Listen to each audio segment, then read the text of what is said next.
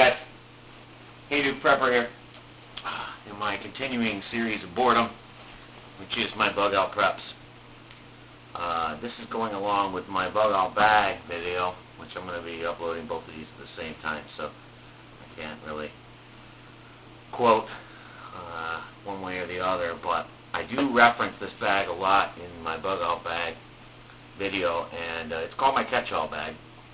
And this is probably one of the first bug out preps I ever did, and it was more of a micro prep type of situation. All the things that I thought that I would need and a way to kind of survive with just this pack. So there's a lot of things in here that are redundant, but redundancy is good in prepping. So this is a max edition. I forget what this pouch is called, the Catchall or the knucklehead pouch or whatever. You can see that it's open. And it's got every little bit of everything, but more importantly it keeps my fire starting and my water filtration and some basic needs all on the outside of the pack. So it's always available to me. I can open it up, get what I need, and go back to surviving. So I'm going to pull everything out of here, and then it's going to take me about 9 years to put it back in, but in the effort of trying to teach people, the 7 or 9 people that have looked at my videos in the past year and a half, I figured I would at least make the sacrifice. So, at any rate, like I said, this is a max edition. That's a basic clamshell. It's got this little adjustable thing so you can pull this up and keep it, maybe eat dinner off of that, I don't know. But obviously I'm going to pull the loose items first down here on the bottom just because there's extra spots. Got your Coleman water purification tablets as well as the ones that take the iodine taste out of it. I haven't even tried these yet. I hear they're horrible. I've watched all the videos, but they do give you clean water, so I'm not going to complain about it. Repel. We live down here in the south. This would probably last me about an hour down here in South Carolina, but it's there. At least I have it. Sunscreen. Big deal down here in the south. It's obviously something that we would wear long clothes and everything, but I'm a bald man, and I would obviously wear hats, but this would be invaluable. As far as the fire starting, your standard lighters. These are the cheapies. That's why I have 2 of them, because 1 is none and 2 is 1. So, signal whistle. It's clipped in here, and there's a little clip that goes to the actual pouch. Obviously, I wouldn't be signaling for anybody in a bug out situation, but it's in there in case I need it. 9-volt battery. This is another one of my fire making techniques, as I'm sure you guys know where I'm going with this. I've got it duct taped so that the contacts don't hit anything, but that's part of my fire starting. This right here is my fishing kit. There is about 14 small hooks in there, as well as probably 50 feet of 12-pound tests. I'm not going to open it up because it was a pain in the ass to get in there in the beginning, so I'm definitely not going to go through that again. It's hard enough to put everything back in this bag. Zip ties. These are just the small ones. I got a kit of like 1,000 of these things. Not just this size, but all different sizes. But zip ties are, they're one-time use, which is kind of a pain in the butt, but they're, when you need a quick tie, zip ties are the way to go. So, Dr. Bronner's Pure Cast Steel. Can't say enough about it. You can use this for just about everything. They say you can use it for even toothpaste. I've tried it once. I wouldn't recommend it. It's absolutely heinous.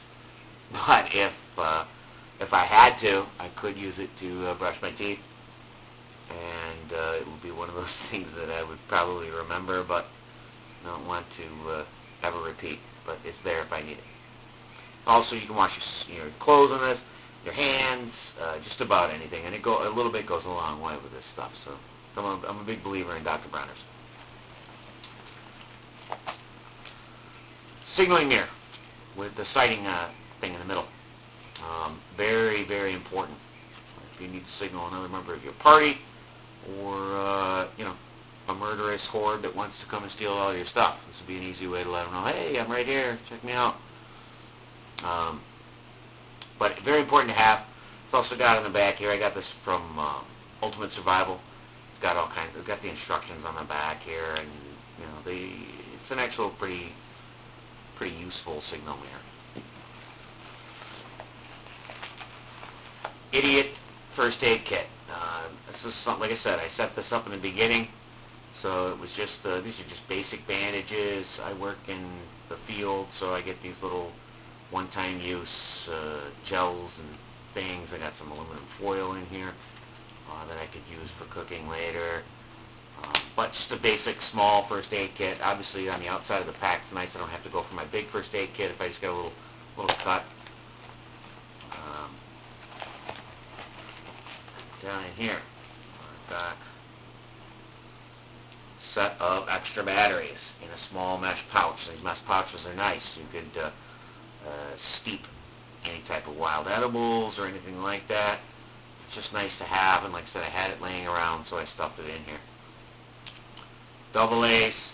Most of the stuff in this kit runs on double A's. I have some triple A's as well, but they are, extra batteries are invaluable. I got more stuff down in here. Wet fire tinder. Can't say enough about wet fire. I have other fuel kits with the different types of tablets, but I tell you what, when it comes to starting a fire, you could do a lot worse than a wet fire. These things, you just put a spark to them, even if you can put them right in water, and they'll still spark right up. So I got a couple of those in there. Some cordage. This is just some old shoelace I had. It's actually a little better than that. I think I got this off some accessory cord I had in my rock climbing kit, but there's probably 10 feet there. Maybe less, probably 6 feet, but something just to be able to tie up. Cheapy little knife I got from the Seaman Company. Some salesman gave this to me, but it's just got your basic, it's a cheap ass POS Swiss Army knife, but I had it, and you know what, if I got room for it and I have it, why not throw it in here? It's one half. Second half, I've got right here a condom, because safe sex is important in a survival world. No, I'm kidding. Obviously everybody knows that that condoms can be used to hold water.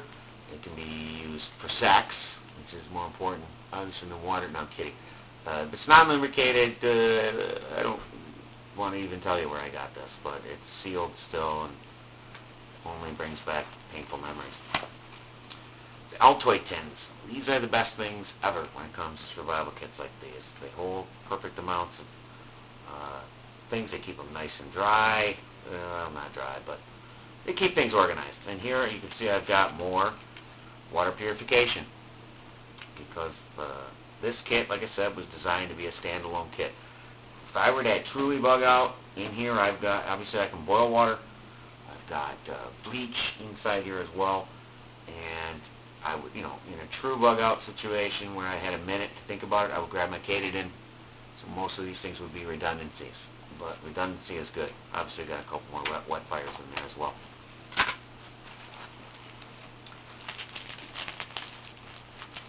Blast match. Blast match. Once again, another fire starting thing. You just pop this thing open. I forget how you pop it open. There you go. And then you just push this down on a hard surface, and boom, you've got, I think they say 10,000 out of this thing. I don't know what it is, but it's a fantastic way to create sparks, and obviously a way to make fire. The chainsaw. This is a real chainsaw blade with nylon handles. You can cut wood up to probably 10, 12, 15 inches. You can also tie, like I say in my other video, tie a throw line onto this, throw it up into a high tree, and be able to take high tinder, dead tinder that you could, get otherwise wouldn't be able to get to without putting yourself in peril. So, great addition. I think I have like 7 of these damn things. I don't even know what half of them are. Discars. These are foldable scissors. And of course I can't remember how to open them, but in a bug-out situation I'd have plenty of time. There you go. Great scissors. Discars I can't say enough about. They make great gear. If I needed to do any type of sewing or crafts, I'm kidding. Obviously a pair of scissors like this would be infinitely useful in first aid, or just in your day-to-day use. Maybe cut your nose hairs, because hygiene's important in a post-apocalyptic world. Lastly, in here I've got more wet fire tinder, as you can see. Probably bought a 50-pack of these and just stuffed them everywhere I had a spot.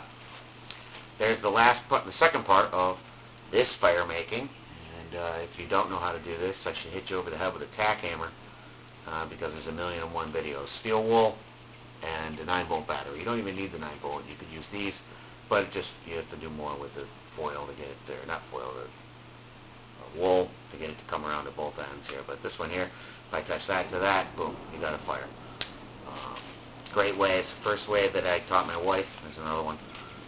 To make fire, and she was very proud of herself, and that's a good way to encourage prepping behaviors in your significant other, is to let them enjoy success. So that's the catch-all bag, because I knew you guys were going to give me some crap, the 4 or 5 of you guys that watch my videos, about, oh, your bug-out bag doesn't have any water filtration or any way to make fire. So now y'all can shut the hell up, because I do.